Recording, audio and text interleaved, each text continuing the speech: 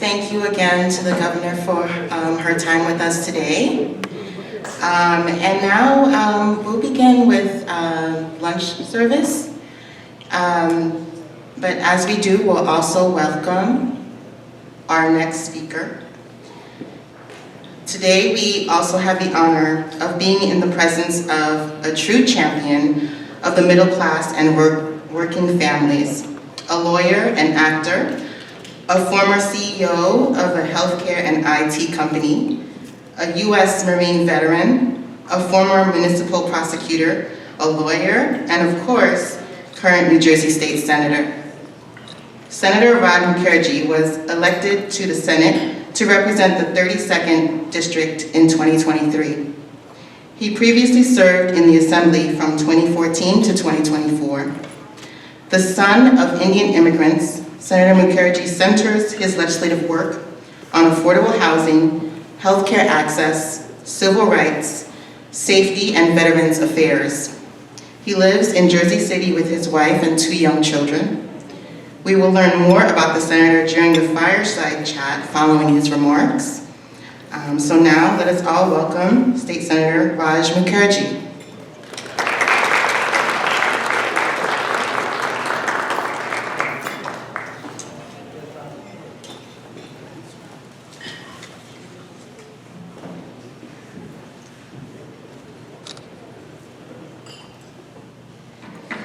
Thank you, and good afternoon,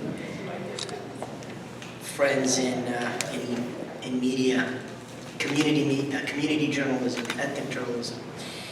So, it's become fashionable to declare journalism is dying because newspapers are disappearing, attention spans are shrinking, and that truth itself is somehow negotiable. And yet, in every community across New Jersey and across the country, someone still shows up with a notebook or an iPhone with a voice note or audio recorder.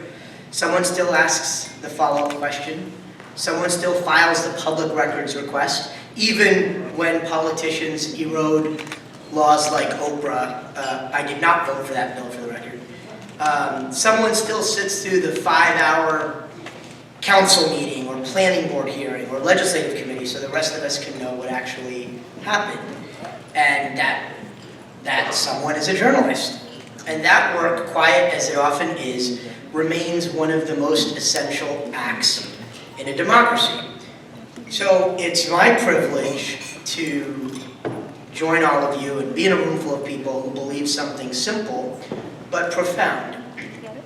That truth about our communities matters, and that someone must go out and find it. And especially for those outlets that reach our diaspora communities, that our diverse communities matter. That news about our diverse communities and our immigrant communities, and news that is relevant to our diverse communities matters. Local journalism has never been the most glamorous work, even though it can be hard-hitting. Democracy, especially at the local level, is often slow, procedural, and dull. But it is also sacred work, or else those decisions will be made in the shadows. At this moment in history, it's worth remembering that journalism is more than a profession or public service, because around the world it's an act of courage. The incredible Maria Ressa's reporting on corruption and human rights abuses in the Philippines could have landed her in jail for decades.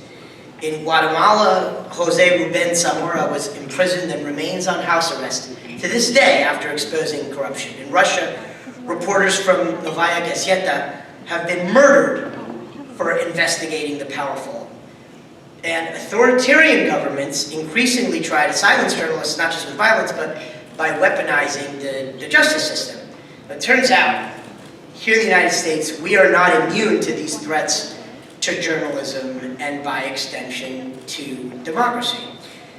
Look at Don Lemon and Georgia Ford. Look at Congress shutting down the Corporation for Public Broadcasting, a civic experiment that worked for almost 60 years with devastating trickle-down impacts on communities where local journalism was already hanging on by a thread, was facing existential threats, and we're feeling those impacts here in New Jersey. Because shaking the economic foundation of local journalism is one way to get rid of all of it. And it's also why supporting nonprofit and community journalism through appropriations is so important. Because community journalism is a public good, and public goods require public support, just like parks, just like libraries. If we believe that local reporting matters to the health of our democracy, then we're obligated to sustain it. And with print newspapers like the Jersey Journal, print newspapers were the civic backbone of American communities.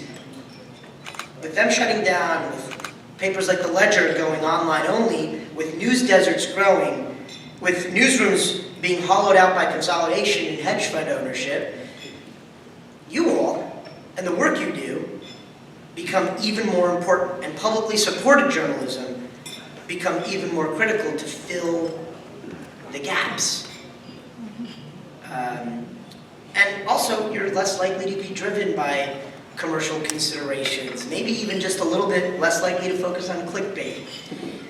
And this is also while we're dealing with unprecedented challenges, some that provide opportunity. Maybe generative AI makes you look a little bit better to your editor and takes some work off their plate, but it also poses dangerous threats to journalism.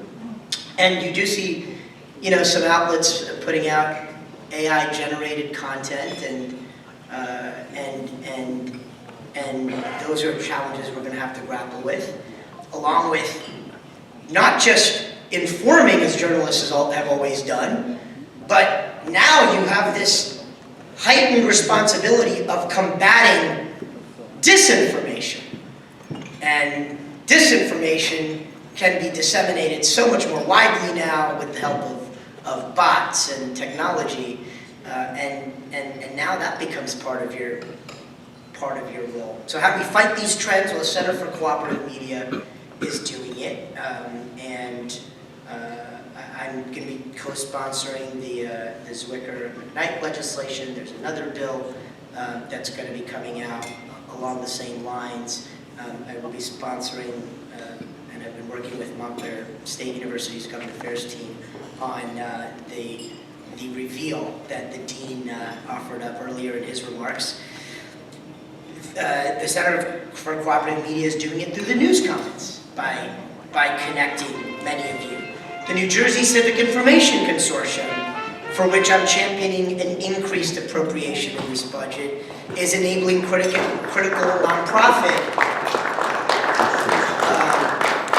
nonprofit investigative journalism to carry on.